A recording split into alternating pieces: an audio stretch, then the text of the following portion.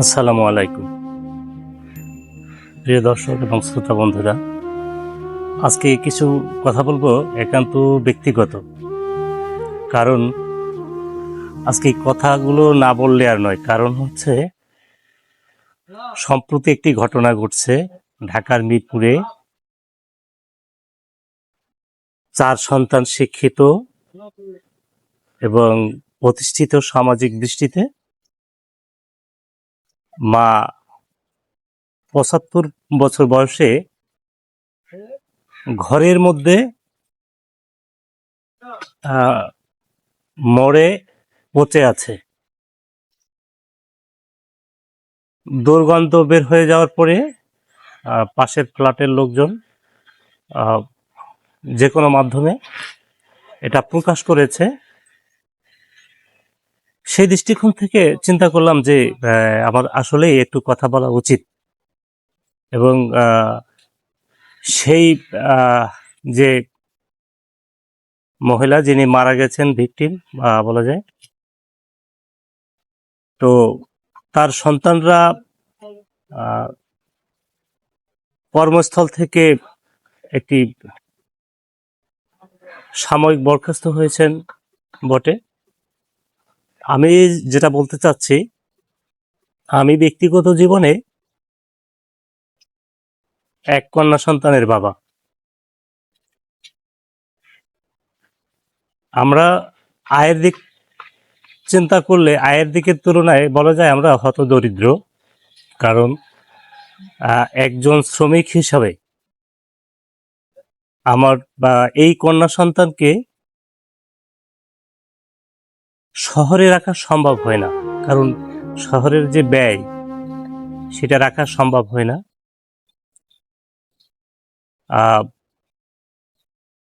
তিনি, আমার মেয়ে, আমার কন্যা তার নানির সাথে থাকেন, সেখানে পড়াশোনাও করেন গ্রামের স্কুলে। বাট এই আমি যে আমার মেয়ের জন্য কিছু করতে পারছি না, আর সাথে রাখতে পারছি না, শিক্ষাটা দিতে পারছি না, এই যে শিক্ষাগুলো, এগুলো তো আর স্কুল, কলেজ কিংবা ভার্সিটিতে দেওয়া হয় না। মা বাবার প্রতি যত্নশীল হওয়া, দায়িত্বশীল হওয়া, সেটা তো কোনো স্কুল, কলেজ কিংবা ভার্সিটি দেবে না। এই শিক্ষাটা আসলে একান্তই পারিবারিক। যেহেতু আমি আমার একটা কন্যা সন্তানের জন্য কিছু করতে পারছি না, অর্থাৎ তার খেয়াল খবরটা ঠিকঠাক মতো রাখতে পারছি না, শুধুমাত্র একটা পেটের দায়ে আমাকে থাকতে হচ্ছে শহরে। আমরা দুজনেই জব করি, দুজনেই শ্রমিক। এখন মূল যে কথা, সেটা হচ্ছে যে আমার সন্তান যখন বড় হবে, সে কি আমার প্রতি খেয়াল রাখতে পারবে, কিংবা খেয়াল কি রাখবে? আর যদি সে নাও রাখে, কারণ এইটা আমি ডিজার্ভ করি, এইটার উপযুক্ত আমি, যদি সে খেয়াল নাও রাখে। গতকাল রাত 8টার দিকে মেয়ের মাকে জিজ্ঞেস করলাম যে কথা বলেছো? বলল যে না, কথা বলে নাই। আমি জিজ্ঞেস করলাম কেন বলে নাই? বলল যে একটু টেলিভিশন দেখে। কিছুক্ষণ পর আমি কল দিলাম। কল দেওয়ার পরে আমাকে তিনি বললেন যে সব কুশলাদি জিজ্ঞেস করলো,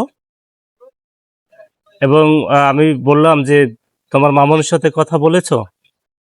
বলল না, বলি নাই। আমি বললাম কেন বলো নাই? বলল যে আমি টেলিভিশনে একটা অনুষ্ঠান দেখি, সেই অনুষ্ঠানটা 30 মিনিটের, সেজন্য আমি দেখি নাই।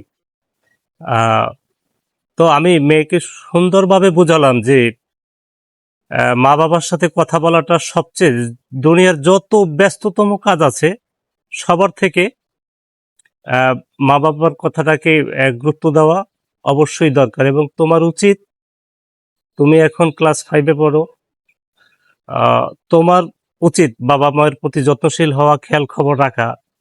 এটা তোমার উচিত কল দিয়ে কথা বলা। আমরা যেহেতু জব করি, একটু ব্যস্ত থাকি, সবসময় কল দিতে পারি না। সুতরাং মেয়ে সম্মতিও দিল, কথা বুঝলো, কিন্তু এই যে মনে করেন যে একটা জিনিস বোঝানো আর নিজের থেকে বোঝা,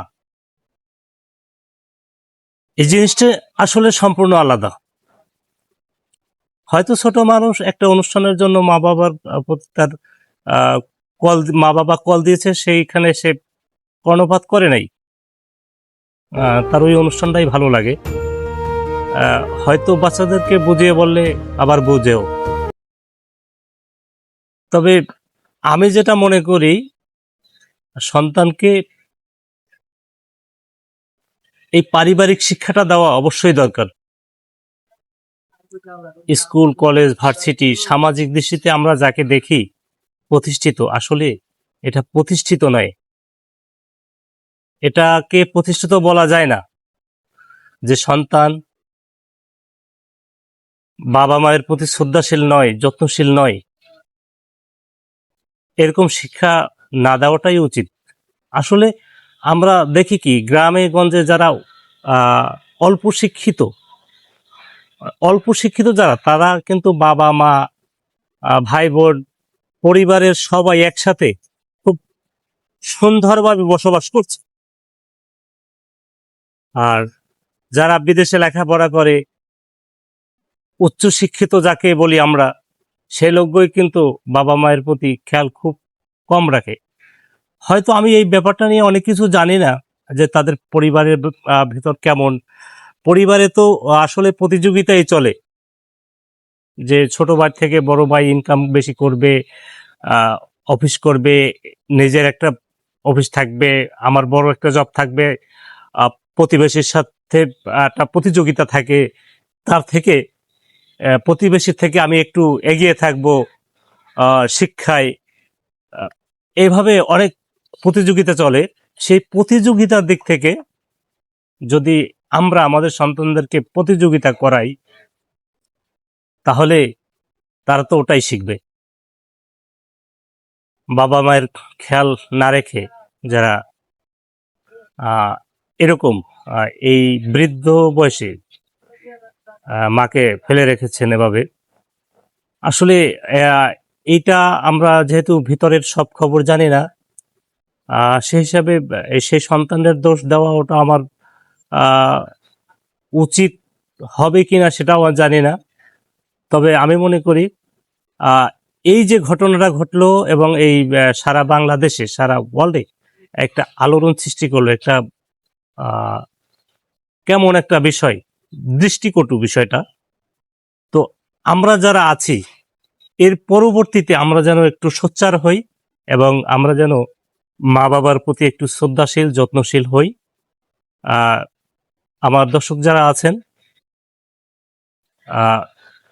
যাদের সন্তান রয়েছে, সন্তানের প্রতি যত্নশীল হবেন। আমি আশা করি আমি বা আপনারা যদি আমরা আমাদের সন্তানদের প্রতি যত্নশীল হই, আশা করছি আমাদের সন্তানরা সত্যিকারের মানুষ হিসাবে গড়ে উঠবে, এবং সমাজের প্রতি, পরিবারের প্রতি দায়িত্বশীল ও যত্নশীল হবে, সমাজের প্রতি দায়বদ্ধ থাকবে। এর চেয়ে বেশি কিছু আর বলার নেই। আজকের ভিডিওতে আমি এতটুকুই বললাম যে আপনারা আপনাদের সন্তানদের প্রতি যত্নশীল হন। উচ্চ শিক্ষায় শিক্ষিত না করে, প্রতিযোগিতার শিক্ষা না দিয়ে আপনারা আপনাদের সন্তানকে পারিবারিক সুন্দর শিক্ষাটা দিন, তাহলে আমাদের জীবনটা আরো সুন্দর হবে, পরিবারটা আরো সুন্দর হবে ইনশাআল্লাহ। আজকের মতো বিদায় নিচ্ছি। সবাই ভালো থাকবেন। আল্লাহ হাফেজ।